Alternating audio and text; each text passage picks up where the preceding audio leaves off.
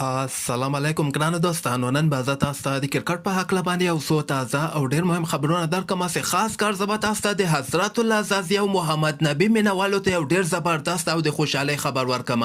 بل به زه تاسو ته د افغانستان ځوان لوبغاړی سلیم صافي چې کوم ده د هغه په هکله به م یو خبر درکړم. او دې نه علاوه به زه تاسو ته وایم هسې په کیریبین پریمیر لیګ کې د رشید خان څلورمه لوبه کله ترسره کیدونکې ده. مهم معلومات در سره شریکوم. ویډیو تر اخره پورې وګورئ. په هر څه به تاسو پوه سئ. راځم اول زه تاسو ته وایم چې د افغانستان حضرت الله زازي او محمد نبي لپاره یو ډېر د خوشحالۍ خبر راغلی ده چې دغه حضرت الله زازي چې کوم د تیر کال سټي 10 لیګ کې لوبه ترسره کړې وله چې ډېر زبردسته بیټینګ یې د خپل ټیم لپاره ترسره کړی او هماغه ټیم دوباره حضرت الله زازي اخیستلی ده. نو که خیر رحمان الله ګوربز، نوین الحق، نجیب زدران نه وروسته قیس احمد نه وروسته حضرت الله زازي به هم ټي 10 لیګ کې که خیر لوبه ترسره کړي.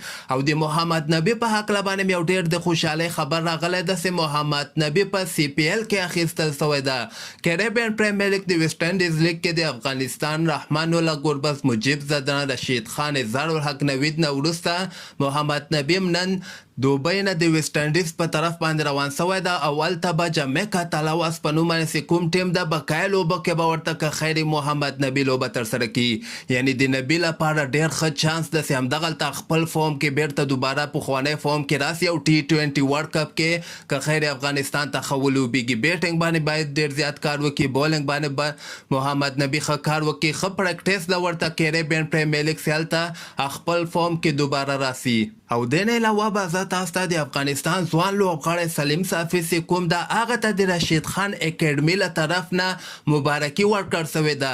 یعنی دغه سلیم صافي چې کوم ده د رشید خان اکیډمي نه یعنی راوتلی ده. د رشید خان اکیډمي کې به د پریکټیسونه کول، هغوی ورته مبارکي ورکړې ده او دغه کیک هم کټ کړی ده چې دغلته حضرت الله زازي موجود ده. یعنی حضرت الله زازي هم چې کله پریکټیس کوي دی د رشید خان اکیډمي ته ورځي.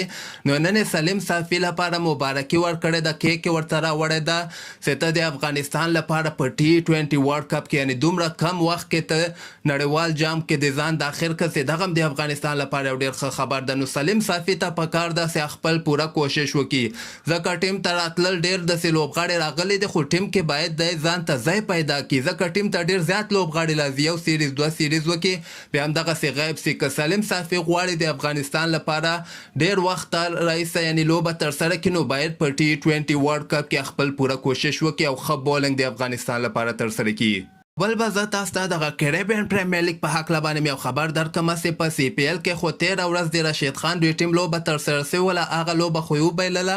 رشید خان په څلور اوورو کې 15 رنزه ورکړي وو، دوه لوبغاړي اوټ کړي دي، خو دغه څلورمه لوبه به که خیر د چهارشنبې په ورځ باندې ترسره کیدونکې ده.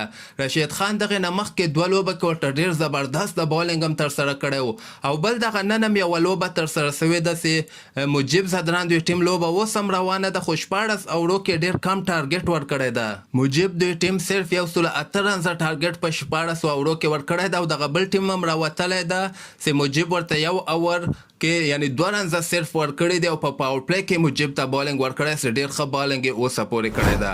نو همدغسې تازه خبرو لپاره تاسو دغه چینل هم در سره سبسکرایب کولی سئ.